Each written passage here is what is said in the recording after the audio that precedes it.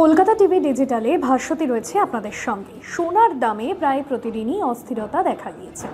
আর এবার এই দামে কেন অস্থিরতা? কারণ ভারতীয় বাজারে সোনার দাম গত কয়েকদিন ধরে যেভাবে ওঠানামা করছে, সেই জায়গায় একটা প্রশ্ন অনেকেরই দানা বাঁধছে যে সোনার দামে কখন স্থিতিশীল হবে। কারণ একদিকে সাধারণ ক্রেতারা যেরকম সোনা কিনছে, অন্যদিকে বিনিয়োগকারীরা তারাও কিন্তু সোনার দিকে ঝুঁকছেন। সোনার দাম কবে ঠিক হবে বলুন তো?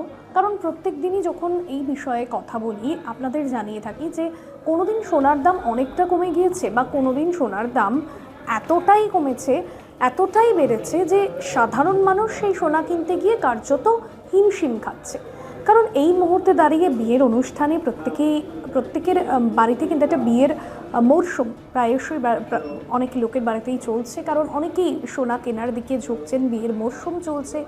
তবে ফ্রান্স এবং রাশিয়ার বাজারে বেশ কিছু প্রভাব পড়েছে, যার জন্য এই সোনার দামের যে প্রভাব সেটা ভারতীয় বাজারে পড়েছে।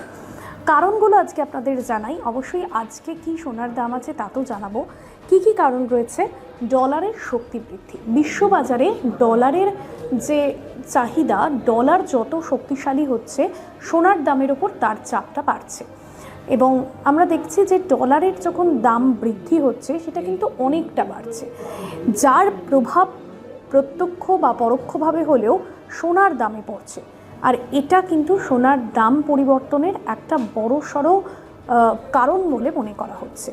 2 নম্বর কারণ হচ্ছে বিভিন্ন দেশের কেন্দ্রীয় ব্যাংকগুলিতে যে সুদের হার দিচ্ছে, সেই হারের মধ্যেও একটা পার্থক্য রয়েছে। কোথাও গিয়ে সুদের হার বেশি থাকছে, কোথাও গিয়ে সুদের হার কম থাকছে, যেটার প্রভাব কিন্তু পড়ছে এই সোনার দামের ওপর। অন্যদিকে বিভিন্ন কেন্দ্রীয় নীতি, যেটা কিন্তু এই সোনার দামের ওপর প্রভাব পড়ছে। অন্যদিকে চাহিদার চাপ, কি মনে করা হচ্ছে যে বিয়ের মরশুমে দেশীয় বাজারে সোনার চাহিদা বৃদ্ধি হওয়ায় এই যে সোনার দাম তার মধ্যেও একটা পরিবর্তনশীলতা লক্ষ্য করা যাচ্ছে। কলকাতায় আজকে সোনার দাম কি সেটাও আপনাদের জানাবো। কলকাতায় বলা হচ্ছে যে 1 গ্রামের দাম, যেটা 1,94,601। অন্যদিকে 22 ক্যারেট সোনার দাম যেটা বলা হচ্ছে 4 লাখ। অন্যদিকে 24 ক্যারেট যে সোনার দাম সেটাও কিন্তু 5,92,000-এর কাছাকাছি।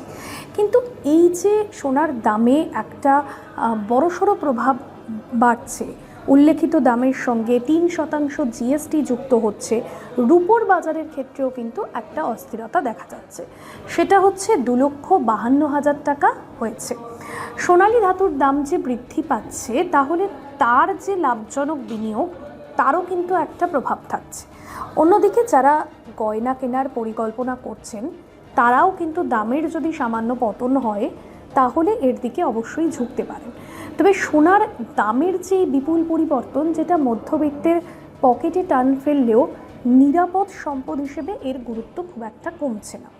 আর যদি সোনার দামের কথা বলা হয়, 1 গ্রাম সোনার দাম, সেখানেও কিন্তু একটা বড়সড় হেরফের হচ্ছে না। তাই গয়না বা সোনার কেনার আগে বর্তমান যে দামটা রয়েছে সেটা ভীষণভাবে যাচাই করে নেওয়া দরকার। অর্থাৎ বর্তমান যে দামটা থাকছে সেটা যদি পরবর্তীতে আরও কমে, তাহলে তখন আরও বেশি করে সোনার দিকে ঝুঁকতে পারবেন।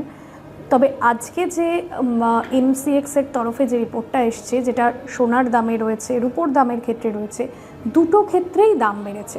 সেক্ষেত্রে আপনি সোনার কিনুন অথবা আপনি রূপো কিনুন, এই 2 মূল্যবান ধাতুর ক্ষেত্রেই কিন্তু দামের একটা ফারাক এসছে। গতকালের থেকে আজকের দাম কিন্তু অনেকটাই বেড়েছে বলে জানা যাচ্ছে। আর আজকের এই বিষয় এখানেই শেষ করব। অন্যান্য বিষয়ের জন্য ফলো করুন কলকাতা টিভি ডিজিটাল।